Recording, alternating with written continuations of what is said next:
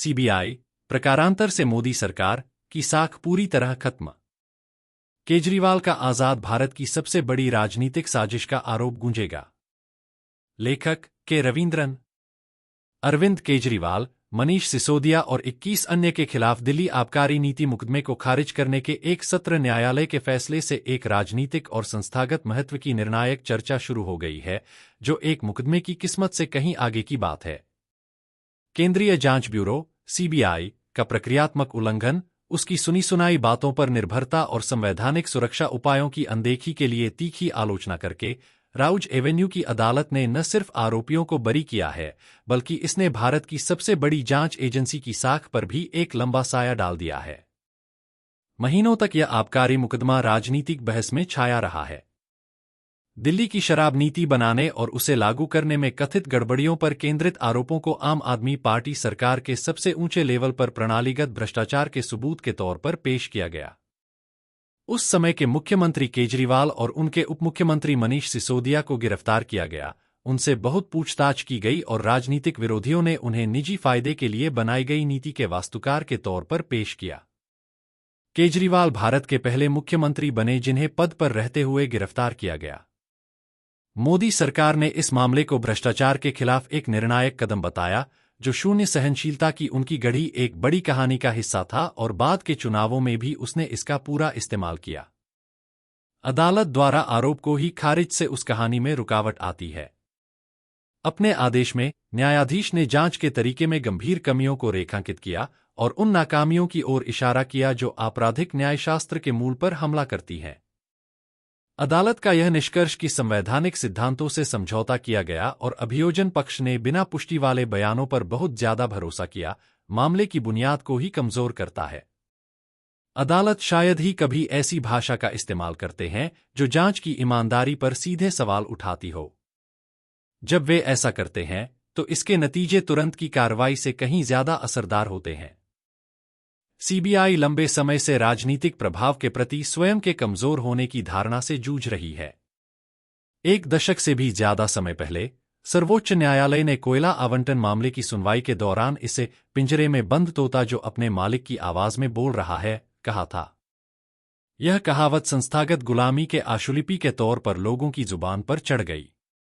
एक के बाद एक सरकारों ने एजेंसी की स्वायत्तता पर जोर दिया है, फिर भी सभी राजनीतिक सरकारों में चुनिंदे मामलों में ज्यादा जोश दिखाने के आरोप लगते रहे हैं।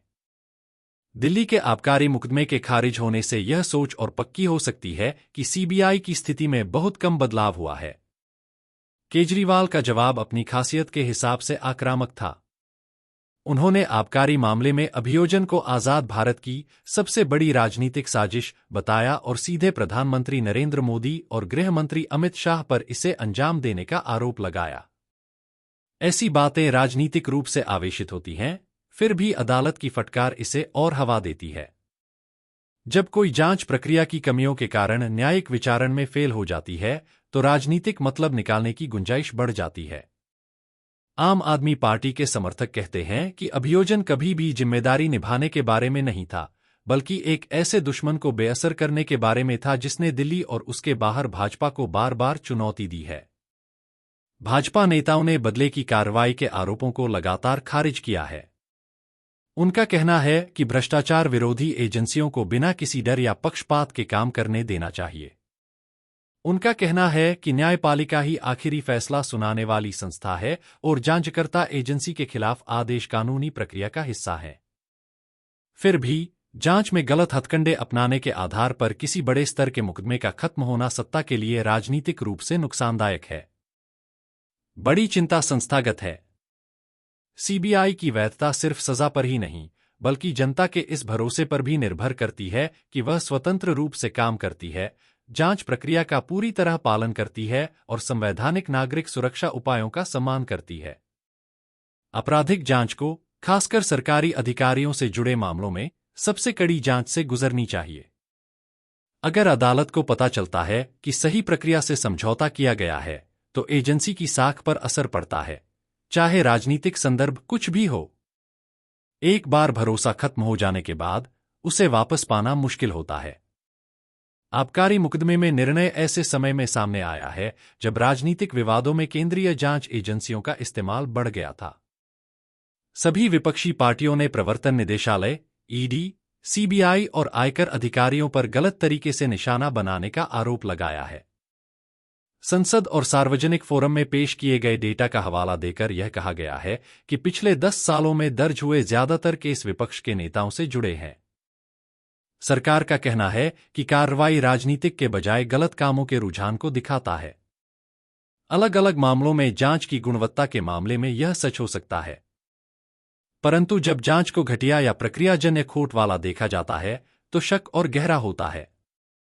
राउज एवेन्यू अदालत का निर्णय संवैधानिक सिद्धांतों को भी छूता है, एक ऐसा पहलू जिसे तकनीकी बात कहकर खारिज नहीं किया जा सकता। आरोपी के अधिकार, मनमानी गिरफ्तारी के खिलाफ सुरक्षा और सबूतों की सख्ती की जरूरत सही है। आपराधिक न्याय प्रणाली की ये नींव है। अदालत ने बार बार इस बात पर जोर दिया है कि एजेंसियों को स्थापित प्रक्रिया को परेशानी नहीं समझना चाहिए। एक उच्च स्तरीय अभियोजन का उन सुरक्षा उपायों को नजरअंदाज करने की वजह से विफल होना संवैधानिक संस्कृति और उसे नजरअंदाज किए जाने पर सवाल खड़े करता है। राजनीतिक तौर पर यह फैसला दिल्ली में गणना बदल देता है। केजरीवाल, जिन्होंने लंबी कानूनी लड़ाइयों और जेल का सामना किया था, अब खुद को सही साबित करने का दावा कर सकते हैं। सिसोदिया, जिन्हें कभी इस नीति के चीफ वास्तुकार के तौर पर पेश किया गया था, अब बरी हो गए हैं।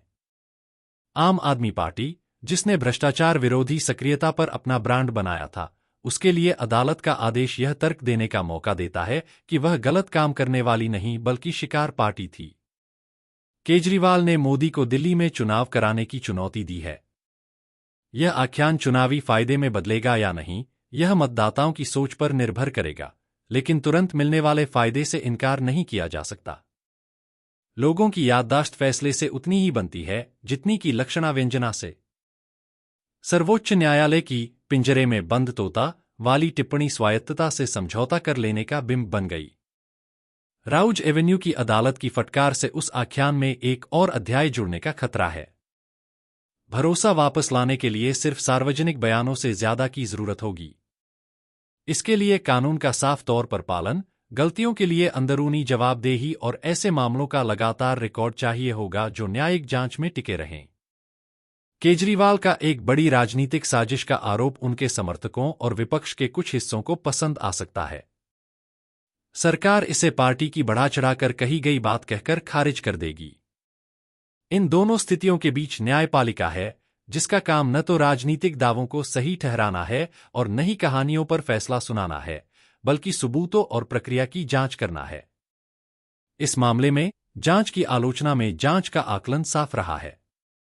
यह एक ऐसा मुकदमा है जो नाटकीय गिरफ्तारी से शुरू होता है और प्रक्रिया की कमियों के कारण बर्खास्तगी पर खत्म होता है और अपना निशान छोड़ जाता है।